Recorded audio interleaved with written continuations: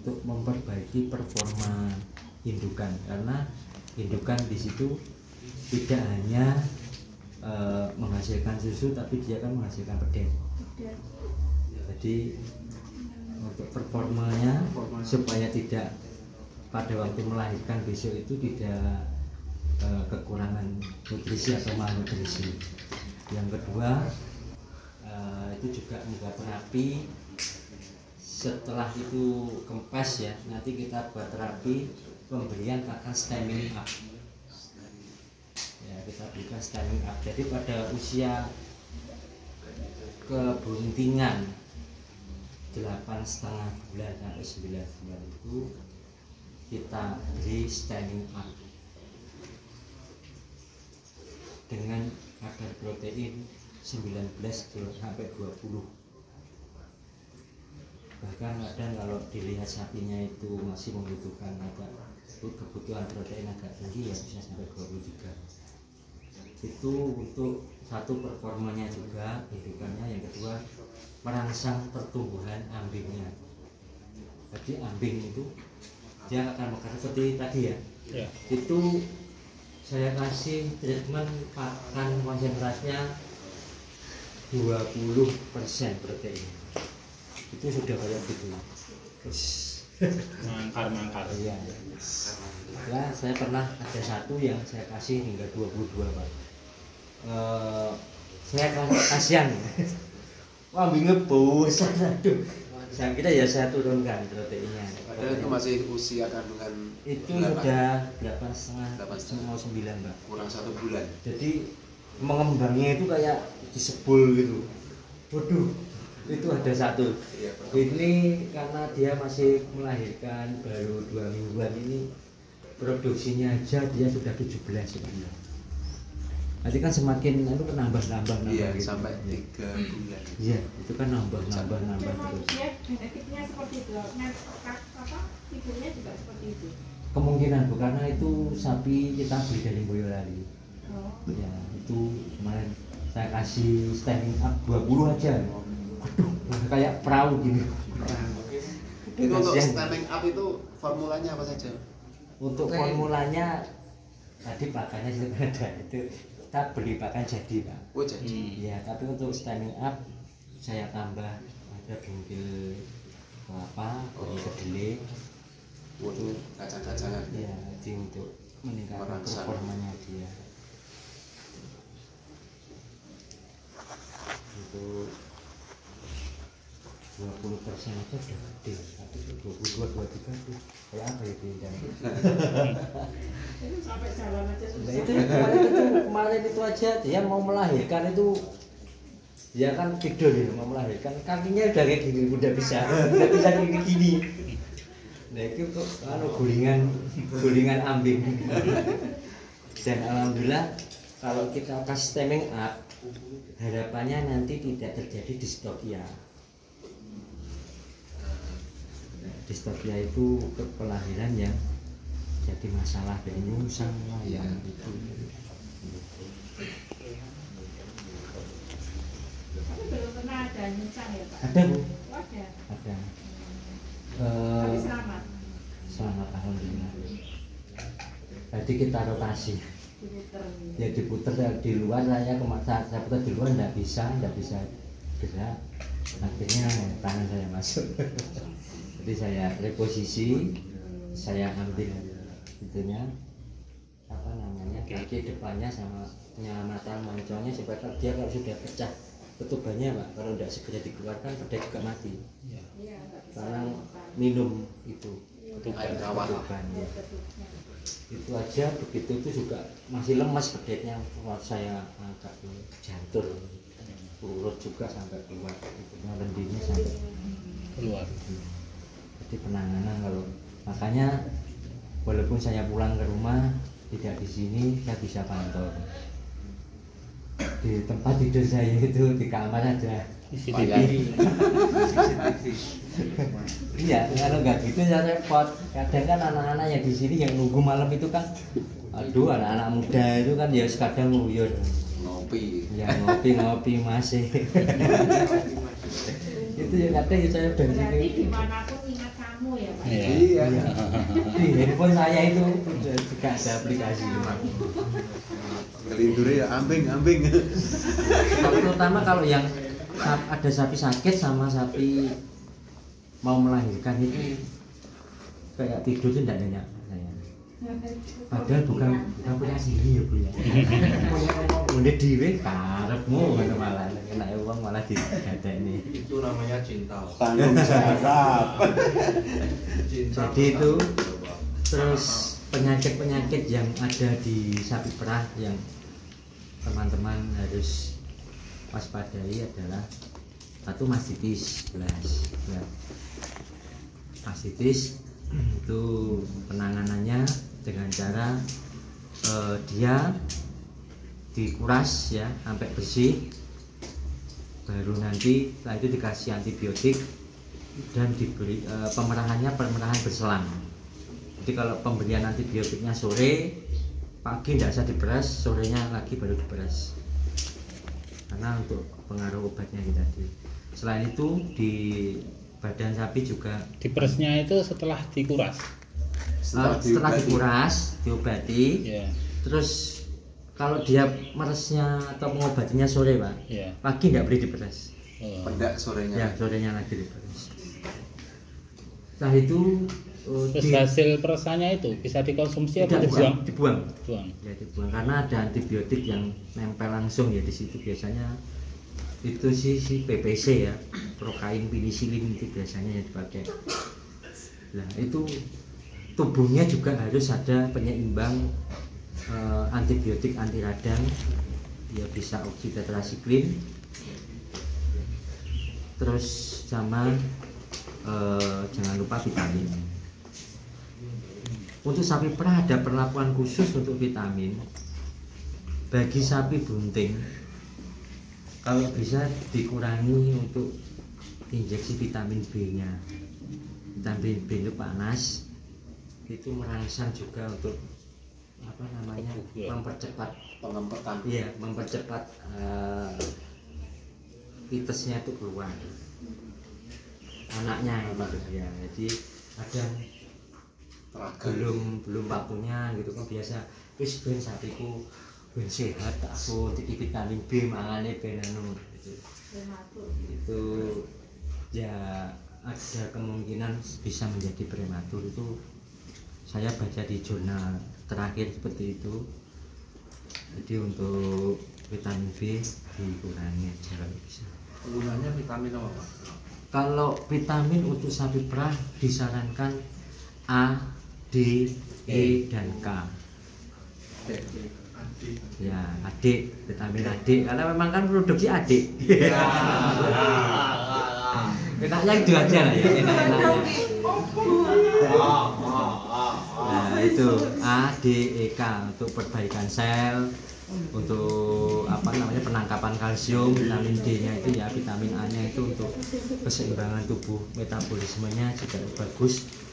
Selain itu ini apa, mempertahankan performa juga vitamin A-nya. Kalau sapi biasa, kalau bunting diinjek apa Pak? Yang itu. Ya ADE. Adik sama. Iya, iya. Oh. Adik. Biasanya Pak inseminator kadang juga juga Tidak. dimintai ada juga kan apa, kesehatan juga kan kadang. Ya kalau Tulungagung tidak Pak. Inseminator itu cukup inseminator saja, tidak boleh mendouble job. Jadi Kesehatan dokter Keswan dokter hewan, begitu pula dokter hewan tidak boleh menangani inseminator. Saya juga tidak beli B. Saya beli B di sini.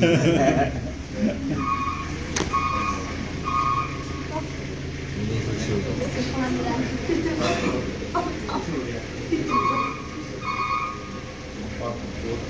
Nah, terus apa namanya, penyakit yang lainnya adalah Brucella. Penyakit brucellosis atau Brucella itu disebabkan atau ditularkan oleh bakteri Brucella. Itu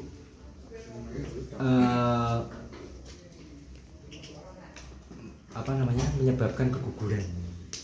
Menyebabkan Pernah ada keguguran. di sini.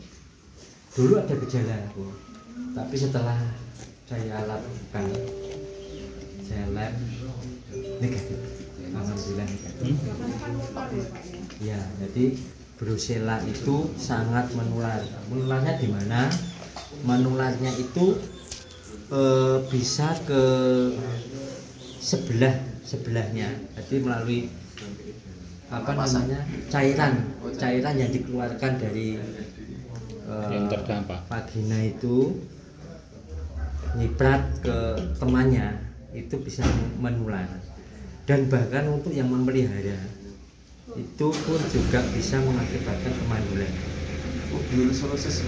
Ya, jadi dia zoonosis. Kadang kan yang menangani itu apa? Bis itu cuma cuci tangan biasa, nggak pakai sabun, nggak pakai disinfektan atau habis itu makan. Bakterinya ikut makan, makan ke tubuh ini berkembang. Karena dia bakteri bukan virus. Terus kemudian penyakit musiman itu BEF. Udah biasa dengar ya Pak ya? Ya, Demam 3 hari. ya, greges. Depresi. Sebetulnya itu tidak diobati aja sudah bisa sembuh sendiri. Tapi yang dikhawatirkan itu Kalau BF kalau bukan. iya, kalau ditunggangi penyakit yang lainnya, karena daya tahan tubuhnya kan turun. Dia nanti pasti ada yang lainnya itu masuk, itu bahaya. Itu masih obat demam aja sama vitamin. Nah kalau itu BF baru boleh Pak menggunakan vitamin B, tapi vitamin B yang ada gandengannya, bukan hanya vitamin B saja. Pak, ada urusan membuat balada. Jenengan ada urusan dengan Oh enggak, enggak. Naza tadi cukup. Ini yang ngambil susunya dari aku. Untuk gandengan B tadi, vitamin B. Vitamin B-nya gunakan vitamin B yang agak rendah. Dosisnya seperti ada vitamin yang ada B yang ada kandungannya A, D, E, K juga ya. Contoh untuk merek dagang gitu. Enggak promosi ya.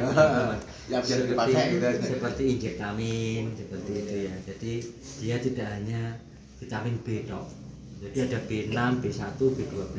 B kompleks. Ya itu B kompleksnya itu, terus ada A, D, E ya itu. Kalau enggak pakai itu ya itu takutnya nanti kalau bunting ya agak ada masalah. Terus selanjutnya kecacingan. Nah, kecacingan ini cara pengobatannya kalau di sini terapinya dengan cara begitu melahirkan induk itu +1 sudah kita masuki obat cacing. Obat cacing yang kita gunakan yang mengandung albendazole atau oxbendazole. Itu bisa menjangkau spektrum luas. Kalau sejenis pirantel itu hanya cacing-cacing biasa saja. Sampai ke hati. Iya, kalau oxbendazole dia bisa pita, hati bisa Pak. Tidak mempengaruhi susu. Karena dia kan masih belum diminumkan ke pedet, dia belum di store Pak. Oh. Jadi masih 3 hari Ah, sampai 7 hari itu kan masih ada campuran kolesterolnya. Jadi aman, jadi tidak harus diminumkan, tapi tidak store kan. Tidak store. Itu insya Allah aman. Itu selanjutnya setelah kecacingan hipokalsemia. Hipokalsemia itu kekurangan kalsium sehingga terjadi gejalanya kaki depan itu menyilang atau berbentuk X. Itu ada tadi Seperti yang ya. ya sembuh tadi tadi. ya itu awalnya enggak jadi itu terus dibawa ke sini Pak operasinya wis ya gede. Alhamdulillah. Itu terapinya dengan menggunakan kalsium injeksi, bisa murni kalsium, juga bisa murni kalsium, kobal dan magnesium. Nah, pemberiannya bisa melalui subkutan paham betul subkutan? Ya, Di bawah kulit, injeksi bawah kulit sebelum daging. iya. Itu untuk jangka waktu dia masih terapi, tidak sakit. Tapi kalau dia sudah sakit harus diinfus intravena. Kebutuhan satu ekor itu kurang lebih sekitar 300 sampai 500 cc untuk yang murni. Kalau yang campur itu 100 sampai 200 cc. Insya Allah 2-3 hari berikutnya berdiri. Terus kemudian distokia. Distokia itu penyakit yang yaitu tadi melahirkan tidak pada posisinya, Kesusahan dalam nyungsang. melahirkan. Ya, itu dikarenakan kurangnya exercise. Jadi sapi yang dikeluh seperti yang ada di sini itu risiko distokia juga tinggi karena dia kurang exercise. Exercise itu jalan-jalan. Ya, dia nanti kalau jalan-jalan kan disodok sana sodok ini, sudah oleh ini persendian itu dia akhirnya kan bergeraknya sesuai dengan itu. Terus juga resiko berikutnya itu resiko penyakit reproduksi ya. Tertinggalnya sebagian dari plasenta Daun. ya atau daun yang tidak bisa keluar, itu jadi masalah juga. Kalau tidak segera dikeluarkan maka akan terjadi pembusukan. Nah, pembusukan oleh koli ini bisa mengakibatkan radang, dan kalau memang itu tidak bisa keluar dan pembusukannya berat di dalam, bisa mengakibatkan kanker rahim. Dan kalau sudah seperti itu otomatis dikhawatirkan Mandul. bisa macet atau meninggal karena keracunan organ. Keluar sebagian itu gimana Pak? Kita lihat. Nggak mau lepas-lepas sampai 2 hari gitu. Waduh, kalau 2 hari harus dibersihkan. Jadi kalau ini saya kasih ini aja Pak. Oh, Bapak sudah bisa PKB sama itu ya, Ya. PKB sama apa? ATR sudah bisa ya Pak? Iya. Ya itu pakan-pakannya Bu. Itu bisa dirogoh itu makanya kalau orang Jawa, orang-orang itu ya kampung-kampung itu menangani itu sapi habis melahirkan nanti kemudian plasentanya itu keluar sebagian, itu ditali Pak, Digantungi. dibandul. Montong. Ya. Dibandul ya, itu nanti pasti akan gini Bu. Ini kalau naik gitu kan kayak ketarik ada protol sampai ke uterusnya. Kalau memang dibandul juga tidak bisa ya, terpaksa harus dilakukan Piret. uret. Itu pun juga harus berhati-hati karena dinding-dinding ini ada saluran peredaran darah ya, pembuluh darah yang kecil-kecil. Begitu luka dia akan menjadi pendarahan. Nah, pendarahan itu kalau tidak dibersihkan walaupun itu sudah habis itu ya, ini tapi peradangan, tetap terjadi peradangan lagi. Nah, itu bagaimana? Dibersihkan, ditambah lagi iodin ya, dikopiok di dalamnya, itu dikuras, dikeluarkan. Kalau sudah seperti itu, supaya tidak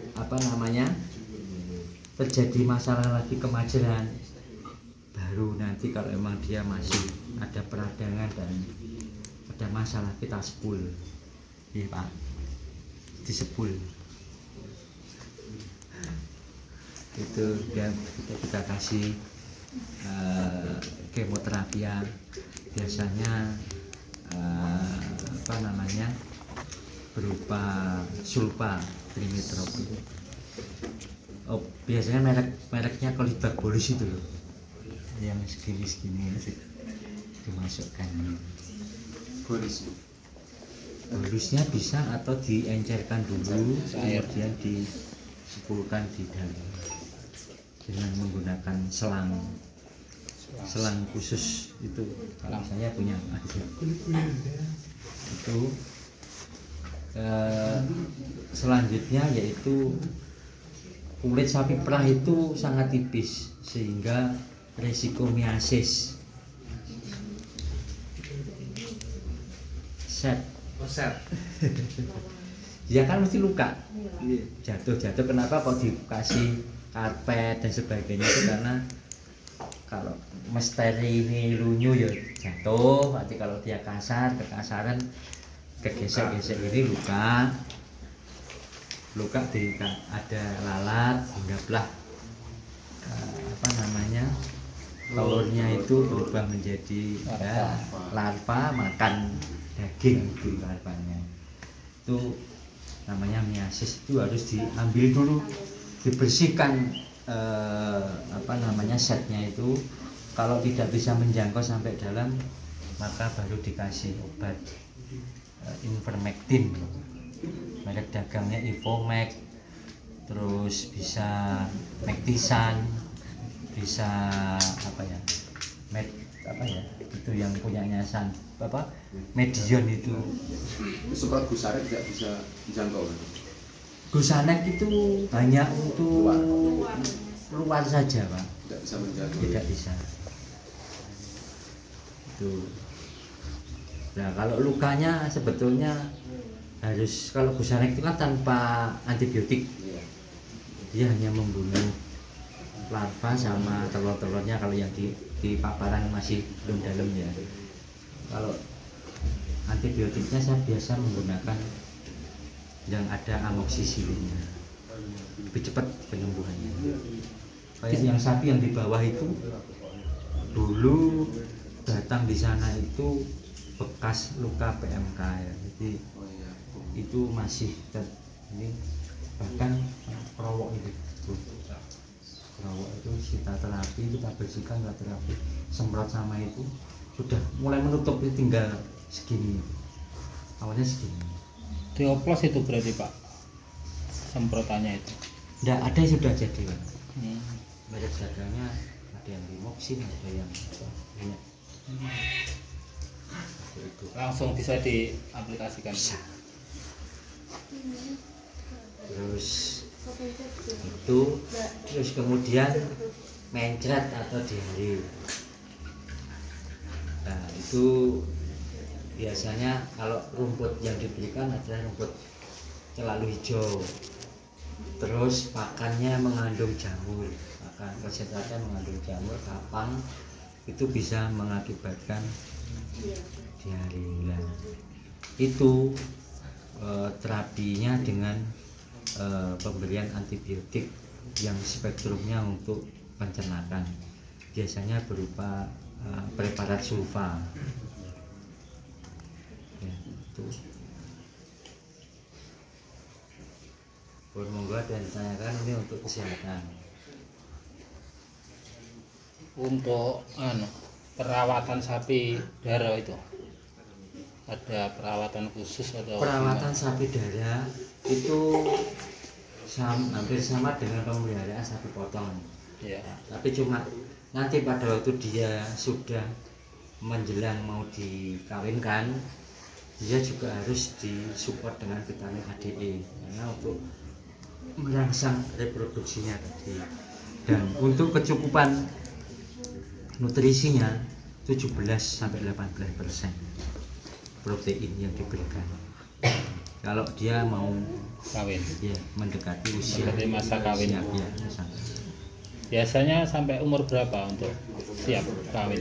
Itu kalau saya di sini itu 1,5 1 tahun 2 bulan atau 1,5 tahun dia sudah siap. 16 bulan. Ya. Itu umur segitu itu sudah mulai minta IB atau minta kawin Persiapan, atau kita akan persiapan dulu, persiapan sampai 1-2 bulan karena untuk menguatkan reproduksinya Pak. iya. Kita pakai staining up tadi ya yang 17-18%. Habis itu baru nanti di IB kan itu harapannya pada waktu IB itu bisa cepat berhasil. Nah untuk Berarti reproduksi itu bisa dikatakan siap untuk di IB itu 1,5 tahun itu ya. kalau menurut saya seperti itu. Kan kadang ada yang sebelum 1,5 tahun sudah ada reaksi minta kawin itu Ya, kan. itu biasa. Nah, Ya itu kalau saya buatkan itu saya melihat dulu kesiapan. Kalau nanti begitu di IB ternyata dia tidak siap, yang pasti jelas resiko keguguran, resiko anaknya tidak bisa besar atau perkembangan janinnya tidak bagus, itu di situ ada bisa kemungkinan juga bisa. Tetap vitamin A, D, E itu yang mensupport. iya. Sejak umur berapa itu? Ya itu 1 tahun itu sudah bisa Pak. 1 tahun 2 bulan itu bisa untuk Dikasih segera. itu. Ya, jadi kesiapan indung telurnya itu Ya. juga bagus. Terus kesiapan fisiknya juga bagus. Kalau kurang dari itu sih saya ya istilahnya kadang minta kawin lagi gitu Pak. Kalau bisa kalau bisa itu memang dikawinkan secara alami. Jadi untuk itu ya merangsang juga salurannya itu supaya bisa berkembang dengan baik pada waktu melahirkan. Ya. Ya, termasuk pengembangan serviks sampai ke uterusnya itu kan bisa dengan baik. Kalau enggak gitu, biasanya kalau dengan IB kebanyakan ya kalau dari saya menemukan kasus sih hampir 40% sampai 50% itu kadang belum siap, kayak ngedennya apa itu dia terlalu harus membutuhkan tenaga ekstra gitu loh Pak. Terlalu berjuang. Iya. Ya, pasca melahirkan itu sebaiknya langsung diberikan ATP Pak. Apa itu ATP? Energi siap pakai. Itu bisa air gula atau bisa dengan sorbitol. Itu pasca melahirkan. Iya. Itu supaya untuk memulihkan tenaga aja. Kalau di injeksi juga ada ATP injeksi juga ada. Jadi performnya juga bagus Pak, nanti pemulihan kesehatan juga lebih cepat. Selain itu juga dikasih antibiotik. Untuk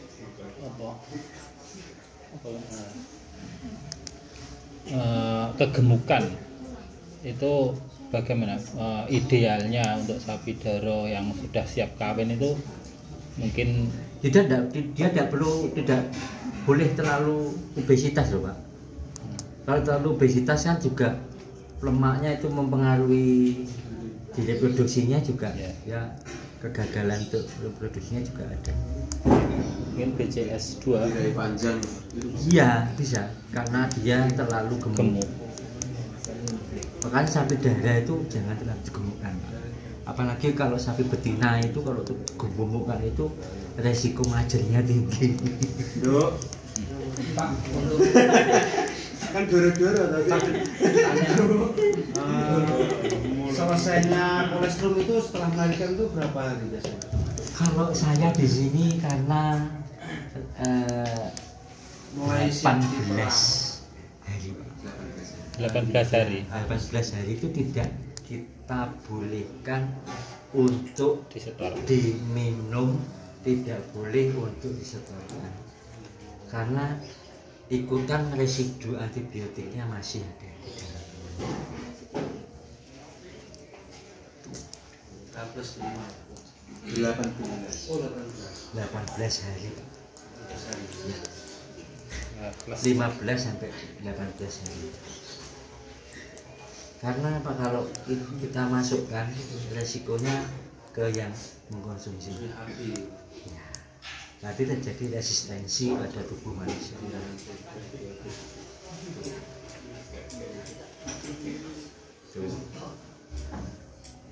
Itu bagus pertanyaannya Bapak lagi. Ya, sapi perah susu tidak boleh disetorkan, tidak boleh dikonsumsi ke yang lain kecuali pedet itu pada usia setelah melahirkan 18 hari. Kalaupun dia sakit diinjeksi itu dia 15 hari tidak boleh, susunya tidak boleh untuk dikonsumsi manusia. Saya punya sapi satu itu yang tadi yang habis LSD itu, terus kemudian kayak cancer itu, lato paham ya, lumpiskin di Setiap hari di sini juga dicek Pak kualitas susunya atau di Pak Mas? Kita acak Bu, jadi tidak setiap hari. Itu meliputi berat jenis, biji susu, terus kemudian kalau yang setiap hari dicek itu uji alkohol. Ya, uji alkohol setiap hari. Jadi diberikan alkohol 70% itu susu. Kalau dia masih cair itu berarti bagus. Tapi kalau dia ada menggumpal kecil-kecil aja itu tidak bagus. Itu harus diminumkan ke pedet. Itu juga menjadi salah satu penelitian oleh POM ya, bukan? Iya.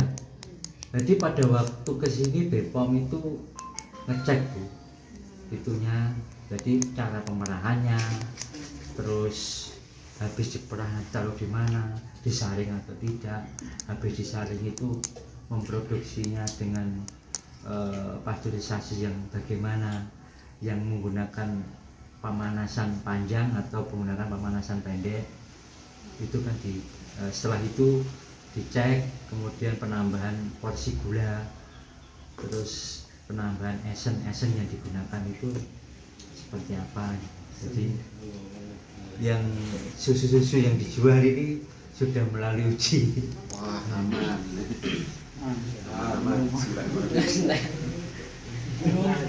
Proses anak-anak pondok apa karyawan? Ada karyawan? Anak-anak pondok di bawah pengawasan saya. Jadi kalau produksi saya harus tetap, karena apa namanya itu, persentase ini ya, esen itu sangat mempengaruhi. Kalau persentase esennya terlalu tinggi, pekat, itu nanti itu kan tidak diperbolehkan. Apa bocahmu yang kandang? Gula pun kalau gula itu juga terlalu banyak kan resiko ke diabetes. Bocahmu. Jadi dihitung. Berarti anak pondok kita sudah bisa. Ada beberapa yang sudah kita pelajari, terutama untuk daerah-daerah yang memproduksi susu, Boyolali, Malang, Pasuruan, itu belajar untuk entrepreneurship-nya dia di sana. Lain itu untuk yang jaget juga seperti itu. Jagetnya masih proses penelitian. Tapi AB yang minum terus ya tidak apa-apa. Bagus katanya malah. Ya butuh tuh. Apa kecantikan? Iya, tapi AB itu diminum. Jadi katanya lebih enteng jalannya, lebih enak. Jadi kolesterolnya kan turun kalau pakai jaget itu. Ini sudah baik ya. Apa? 2 minggu yang lalu kan berat loh. Ya, sudah konsumsi jaget, jadi kan mungkin tadi ya Mbaknya kan tahu ya apa yang kapan tadi, oh enggak tahu ya. Apa yang sini itu ya jalan-jalan nih. Sopo iki? Lari-lari Uniska apa? Oh, ya wis. Nyapa kok rame-rame. anu ningali lembu. Ya wis. Setiap pagi, Bu. Tadi pagi juga di sini tapi anak-anak sudah pada pulang. Bapak pekerjaan di dalam juga sudah selesai. Sini. Ngecek. Ya sudah sehat. Sudah jalan-jalan kemarin udah nyembelih sapi yuk. Iya, sembelih loh. Udah Yang boleh cukup. berapa Pak jadi? Sapinya 10 tuh. Wes.